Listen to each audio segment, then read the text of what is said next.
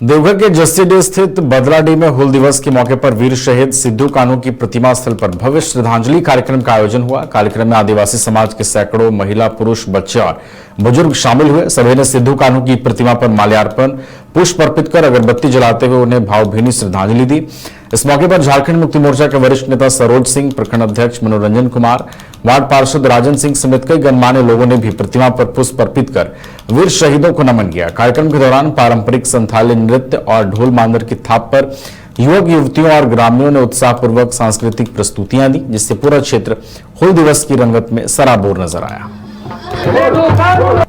सिद्धू कान्हू झारखंड जो बनी है, पहले बिहार में ही जुड़े हुए थे।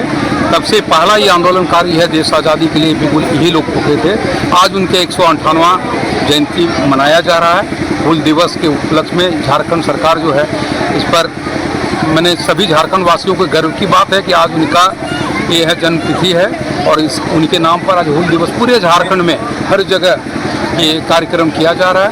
आज सिद्धू कान्हू चांद भैरव फूलो जानो के वजह से ही यहाँ के आदिवासी मूलवासी हम लोग सुरक्षित हैं।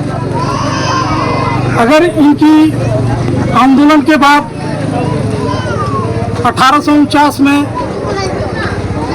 संथालपना काश्तकारी अधिनियम नहीं बनता, तो जिस तरह बिहार के लोग अपने सारे जगह जमीन को बेच के मुंबई और कलकत्ता के नालों पर घर बना के रह रहे हैं, वही हालत यहाँ के आदिवासी और मूलवासी का होता।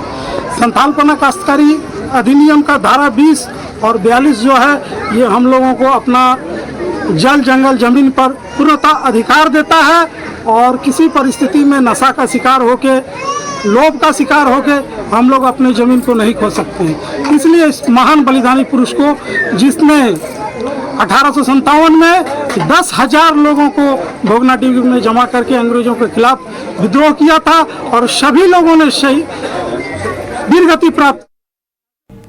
जमशेदपुर के बिष्टुपुर स्थित डबल डाउन बार के बाहर करनी सेना युवा मोर्चा के जिलाध्यक्ष हिमांशु सिंह की हत्या के बाद राजनीतिक प्रतिक्रियाएं लगातार तेज हो रही हैं। इस घटना को लेकर विभिन्न नेताओं ने राज्य की कानून व्यवस्था पर गंभीर सवाल उठाए हैं। पूर्व केंद्रीय मंत्री और भाजपा के वरिष्ठ नेता अर्जुन मुंडा ने कहा कि यदि पुलिस की गाड़ी से उतारकर किसी व्यक्ति पर अपराधी बेखौफ हमला कर सकते हैं, तो आम जनता की सुरक्षा पर गंभीर प्रश्न चिन्ह खड़े होते हैं। वहीं जमशेदपुर पश्चिमी के विधायक सरयू राय ने भी पुलिस की कार्यप्रणाली पर सवाल उठाते कहा कि पुलिस की मौजूदगी में हमला होना बेहद गंभीर मामला है। सरयू राय ने मांग की है कि इस हत्याकांड में शामिल सभी आरोपियों के खिलाफ हत्या की कठोर धाराओं में मुकदमा चलाकर सख्त कानूनी कार्रवाई की जाए।